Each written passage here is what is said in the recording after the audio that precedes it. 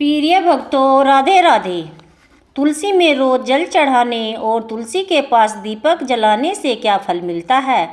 एक बार की बात है, देवी सत्यभामा भगवान श्री कृष्ण के पास आती है और उनसे पूछने लगती है, हे स्वामी, आप नित्य तुलसी को जल देते हैं और देवी रुक्मणी नित्य तुलसी के पास दीपक जलाती है। इसके पीछे का क्या रहस्य है? कृपया आप मुझे तुलसी को जल देने और तुलसी के पास दीपक जलाने का महत्व समझाएं। भगवान श्री कृष्ण कहते हैं, हे देवी सत्यभामा, तुमने अत्यंत महत्वपूर्ण प्रश्न किया है। देवी लक्ष्मी तुलसी का ही एक अवतार है। देवी तुलसी भगवान विष्णु को अत्यंत प्रिय है, इसलिए यह मुझे भी सबसे अधिक प्रिय है। मासों में कार्तिक और वनस्पतियों में मुझे तुलसी प्रिय है। जो भी मनुष्य तुलसी को जल देता है उस पर मेरी कृपा सदैव बनी रहती है। जो भी मुझे तुलसी पत्र डालकर भोग चढ़ाता है, मैं उसे प्रेम से स्वीकार करता हूँ।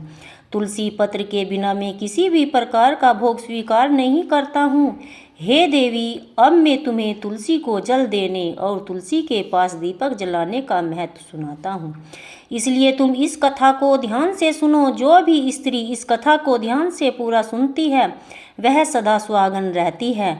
उसके घर में सुख समृद्धि आती है, दरिद्रता का नाश होता है। देवी सत्यभामा कहती है, हे स्वामी, मैं इस कथा को ध्यान से पूरी सुनूंगी, कृपया आप मुझे कथा सुनाइए। तब भगवान श्री कृष्ण देवी सत्यभामा को कथा सुनाने लगते हैं। भगवान श्री कृष्ण कहते हैं, हे देवी, मध्य प्रदेश में श्याम शर्मा नाम का एक वैश्य अपनी पत्नी के साथ रहा करता था। वैश्य के पास किसी चीज़ की कोई कमी नहीं थी। ईश्वर की कृपा से उसके पास सब प्रकार के दुख ऐश्वर्य थे, किंतु उस वैश्य की कोई संतान नहीं थी, जिस कारण से वह सदैव दुखी रहता था। और वैद्य ने संतान प्राप्ति के लिए कई उपाय बताए। उसने दान धर्म किया, अनेक प्रकार के वैद्य भी बुलाए और नाना प्रकार के उपचार भी किए, किंतु फिर भी कोई संतान नहीं हो रही थी। फिर भी एक दिन वैश्य महामुनि वशिष्ठ जी से मिलने के लिए उनके आश्रम पर जाता है। मुनि वशिष्ठ श्याम शर्मा का स्वागत करते हैं और कुशल मंगल पूछते हैं। तब वह श्याम शर्मा वशिष्ठ जी से कहते हैं, हे मुनवा, अत्यंत दुखी हैं, मेरी कोई संतान नहीं है और संतान के बिना मेरा उद्धार कैसे होगा। मैंने संतान प्राप्ति के लिए अनेक उपाय भी किया, किंतु मुझे संतान नहीं हो रही। कृपया आप ही बताएं, मुझे किस कारण से पुत्र की प्राप्ति नहीं हो रही। क्या मुझे जाने अनजाने में कोई पाप हुआ है? तब मुनि वशिष्ठ जी अपनी दिव्य दृष्टि से श्याम शर्मा के पूर्व जन्म के बारे में जान लेते हैं। वशिष्ठ जी कैसे हैं, बस तुमने जन्म में तुम्हारे द्वार घोर पाप हो गया था, इस कारण से तुम्हें इस जन्म में संतान सुख प्राप्त नहीं हो रहा। श्याम शर्मा कहते हैं, हे मुनिवक, कृपया करके मुझे बताइए, पिछले जन्म में मुझसे कौन सा पाप हुआ था। आप मुझे पाप से मुक्त होने के लिए कौन सा उपाय करना चाहिए। वशिष्ठ जी कहते हैं, बस पिछले जन्म में तुमने जो अपराध किया था उस विषय में सुनो। पिछले जन्म में तुम एक अहंकारी वैश्य थे। तुम्हारा जन्म धनवान कुटुंब में हुआ था। तुमने पिछले जन्म में एक गाय को अत्यंत दुख दिया था।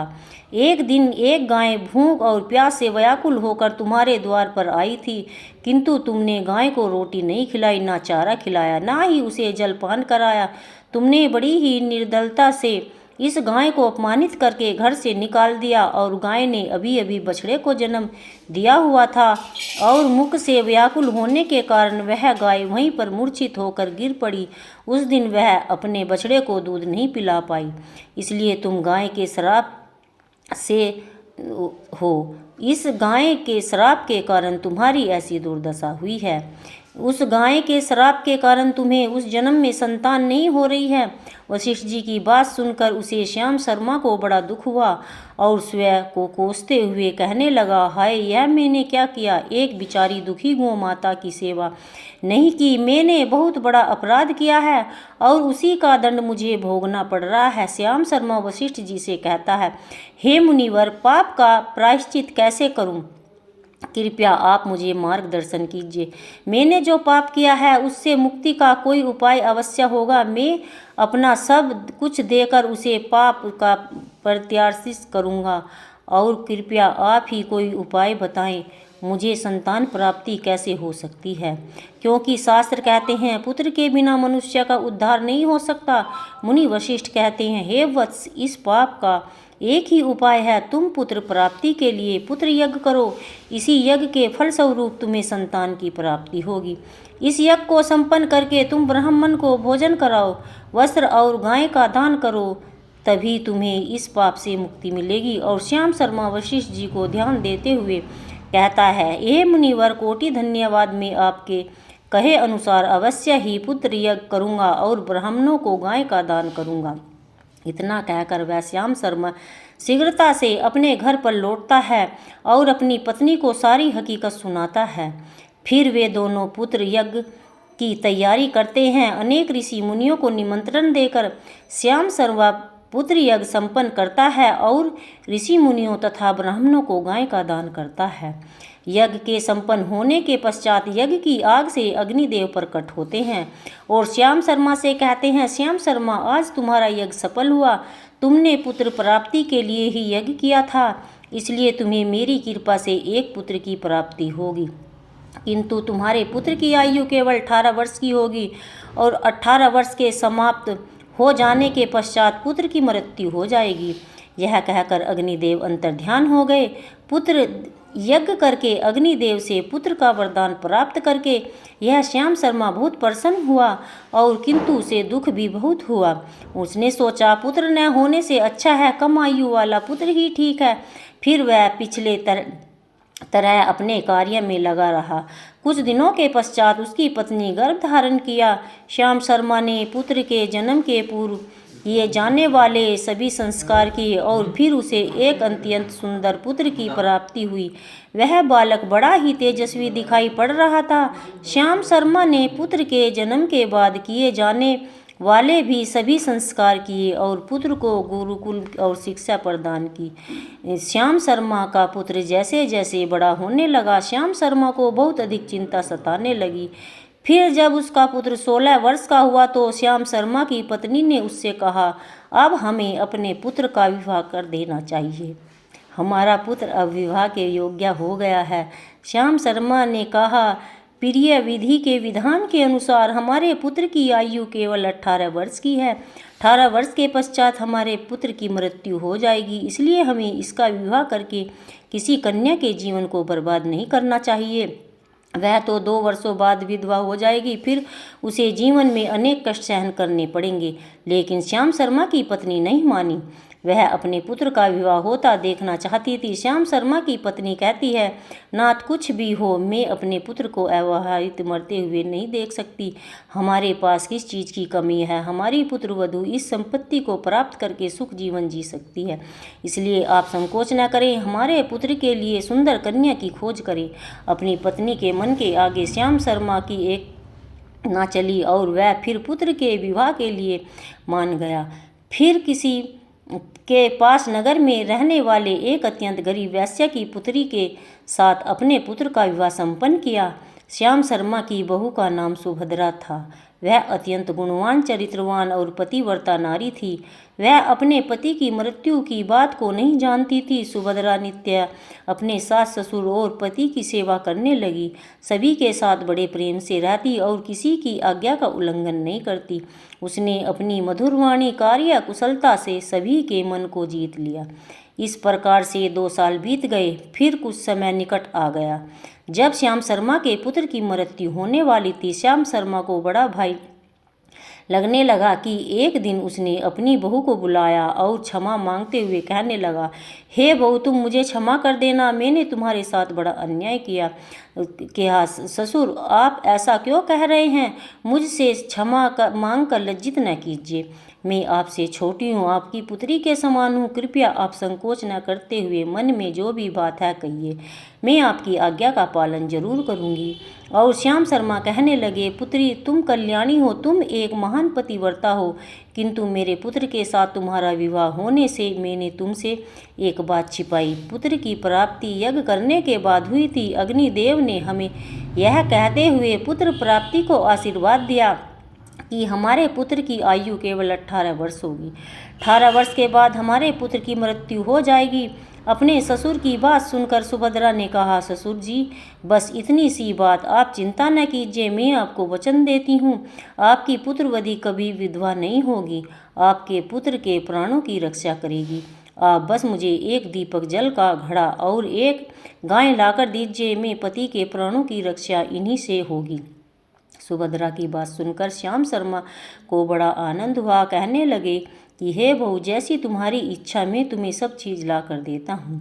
इतना कहकर श्याम शर्मा ने बहू को तीनों चीज़ें ला कर दी। फिर जब एक दिन निकट आ गया तो सुभद्रा ने पति की मृत्यु होने वाली थी। उस दिन सुभद्रा ने सुबह उठते ही तुलसी को जल चढ़ाया। प्रणाम करते हुए तुलसी के पौधे पर एक चुनरी बांध दी और तुलसी माता से प्रार्थना की कि तुलसी माँ, मैं आपको चुनरी चढ़ा रही हूँ, कृपया आप तुम ही मेरे सुहाग की रक्षा करना।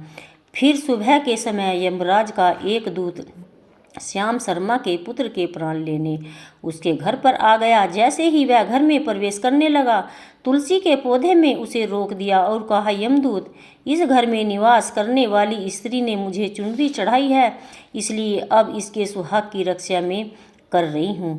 तुम इसके घर में प्रवेश नहीं कर सकते।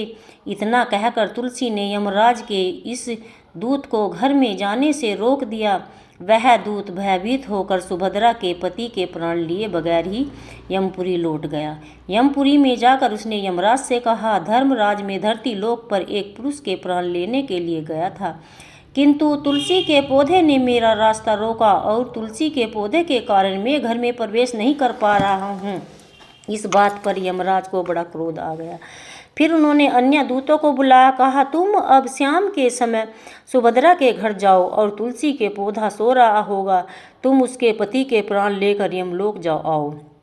शाम के समय यमराज के दो दूत सुभद्रा के घर की ओर निकल पड़े। सुभद्रा ने शाम होते ही तुलसी के पास एक दीपक जला दिया और उसने प्रार्थना की कि दीपक, अब तुम मेरे पति के प्राणों की रक्षा करो, ये दूत मेरे पति के प्राण लेने के लिए आ रहे हैं। फिर शाम हो गई, तुलसी का पौधा सो गया और यमराज के दो दूत सुभद्रा के घर के सामने आकर खड़े हो गए। सोचने लगे, अब तो इस मनुष्य के प्राण लेकर हम यमपुरी लौटेंगे। जैसे ही यम के दूत सुभद्रा के घर में प्रवेश करने लगे, तुलसी के पास लगाए हुए दीपक ने उसका रास्ता रोक दिया और कहा, हे दूतों, तुम इस सुभद्रा के पति के प्राण नहीं ले जा सकते। उस स्त्री ने मुझे प्रज्वलित करके पति के प्राणों की रक्षा करने की प्रार्थना की, इसलिए अब मैं अपने पति के प्राणों की रक्षा कर रही हूँ, इसलिए तुम आज उसके पति के नहीं ले जा सकते। यहीं से लौट जाओ, नहीं तो मैं सब कुछ जलाकर भस्म कर दूंगी और मेरी अग्नि में तुम दोनों जलकर भस्म हो जाओगे। उस दीपक की बात सुनकर यमराज के दोनों दूत अत्यंत भयभीत हो गए और फिर से लौटकर यमराज के पास चले गए। वहां पर जाकर उन्होंने यमराज को सारा वृत्तांत सुनाते हुए कहा, यमराज, आपकी आज्ञा का पालन करते हुए हम दोनों शाम के समय उस पुरुष के प्राण लेने के लिए गए थे, किंतु तुलसी के पास लगाए हुए दीपक ने हमारा रास्ता रोक लिया, इसलिए हम खाली हाथ लौट आए। यह सुनकर यमराज को बड़ा क्रोध आया और फिर वह 4 दूतों को बुलाया और कहा, अब तुम सुबह उस सुभद्रा के जागने से पहले जाओ और पति के प्राण लेकर आओ। यमराज की आज्ञा पाकर दूत सुबह सुभद्रा के घर की तरफ जाने लगे, किंतु उधर सुभद्रा ने रात को ही घर के दरवाजे के सामने जल से भरा हुआ लोटा रख दिया और उससे प्रार्थना की, मेरे पति की रक्षा कीजिए। यम के 2 दूत मेरे पति के लेने आ रहे हैं, अब आप ही सुहाग की रक्षा कर सकते हैं। इतना कहकर सुभद्रा सोने चली गई।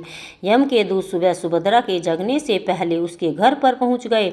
जैसे ही वह घर के अंदर प्रवेश करने लगे तो उस लोटे ने अंदर भरे हुए जल ने कहा, तुम रुक जाओ, तुम इस घर में प्रवेश नहीं कर सकते।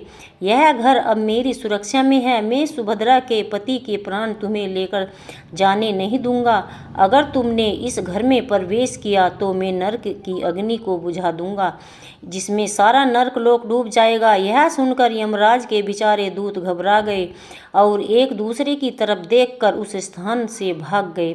वे सभी यम के दूत यमराज के पास लौट आए और उनसे कहने लगे कि धर्मराज, आपकी आज्ञा का पालन करने के लिए हम चारों सुबह सुभद्रा के जागने से पहले ही पति के प्राण लेने पहुंच गए थे। सुभद्रा के घर के बाहर रखे एक जल के लोटे ने हमारा मार्ग रोक दिया। इस कारण से हम उनके घर में प्रवेश नहीं कर सके।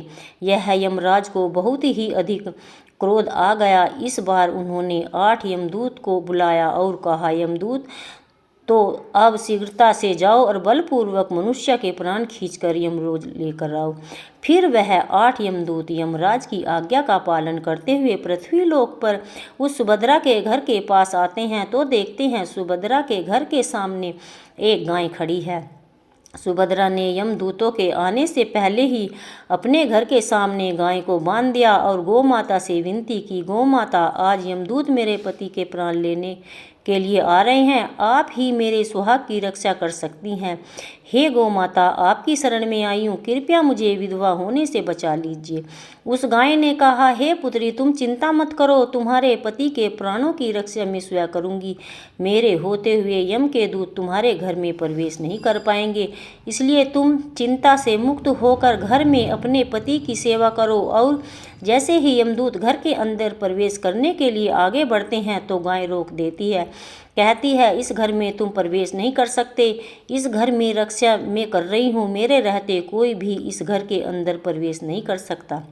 यदि तुमने घर के अंदर प्रवेश करने का प्रयत्न किया तो मैं तुम सभी को श्राप दूंगी। अगर तुम्हें इस घर के अंदर प्रवेश करना है तो तुम्हें पहले मेरे प्राण लेने पड़ेंगे। तुम सभी को गौ हत्या का पाप लगेगा जिसका कोई प्रायश्चित नहीं है।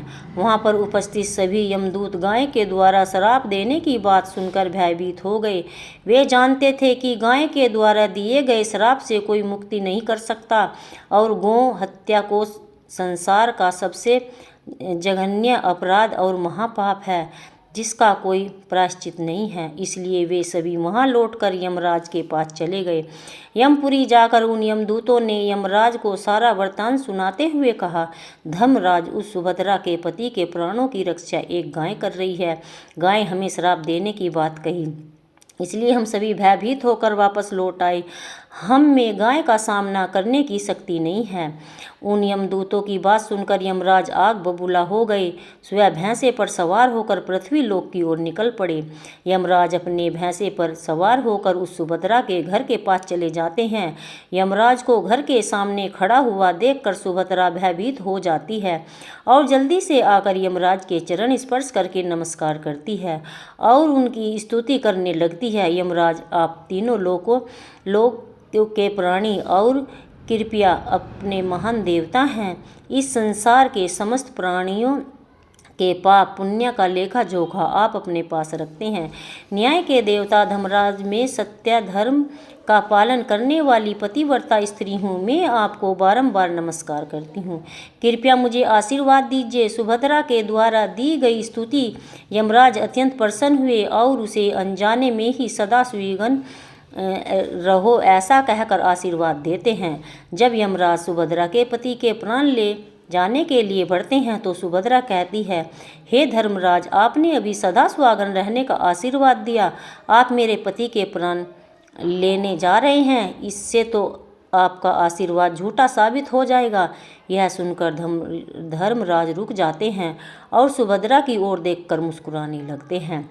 सुभद्रा के निर्मल हृदय और अपने पति के प्रति समर्पण भाव को देखकर यमराज अत्यंत प्रसन्न होते हैं। सुभद्रा की ओर देखकर यमराज कहते हैं, हे पुत्री, आज तुमने साक्षात मृत्यु को ही पराजित किया है। मैं तुम्हारे पतिव्रत धर्म से अत्यंत प्रसन्न हूँ। अब मैं तुम्हारे पति के प्राण छोड़ देता हूँ। तुम्हारी जो भी मनोकामना है आप मुझसे मांग लो। जब सुभद्रा ने कहा कि यमराज, मैं आपसे पति के लिए 100 वर्ष की आयु मांगती हूँ, मेरे लिए मेरे पति ही परमेश्वर हैं, मैं अपने पति को छोड़कर जीवित नहीं रह सकती, इसलिए आप मुझे यही वरदान दीजिए। यह यमराज प्रसन्न होकर कहते हैं, तथास्तु कल्याणी, आज से जो भी स्त्री अपने घर के सामने तुलसी का पौधा लगाती है, तुलसी के पास शाम को दीपक जलाती है, जिस घर में सामने गाय बंधी होती है और जो स्त्री अपने घर के सामने जल का लोटा रखती है, घर में कभी मेरे दूत प्रवेश नहीं करेंगे। इतना कहकर यमराज स्थान से अंतर्ध्यान हो जाते हैं और भगवान श्री कृष्ण कहते हैं, हे देवी, इस प्रकार से उस सुभद्रा ने अपने पतिव्रता का पालन करके उनकी मृत्यु को टाल दिया। इसलिए जो भी स्त्री अपने घर के सामने तुलसी का पौधा लगाती है, रोज शाम को दीपक जलाती है, उसके घर में मृत्यु प्रवेश नहीं करती। जिस घर के सामने गाय बंधी होती है, उस घर में कभी दुख दरिद्रता नहीं आती। जो स्त्री अपने घर के सामने जल से भरा लोटा रखती है, उसके घर में कभी शोक नहीं होता। और दोस्तों, इस प्रकार से भगवान श्री कृष्ण ने देवी सत्यभामा को तुलसी के पास दीपक जलाने का महत्व सुनाया। जय श्री कृष्ण। दोस्तों, आपको यह कथा कैसी लगी कृपया कमेंट बॉक्स में ज़रूर बताएं और वीडियो पसंद आए तो लाइक करें, कमेंट में जय श्री कृष्ण अवश्य लिखें और ऐसे ही बहुत सारी कहानियों को सुनने के लिए चैनल को सब्सक्राइब करें।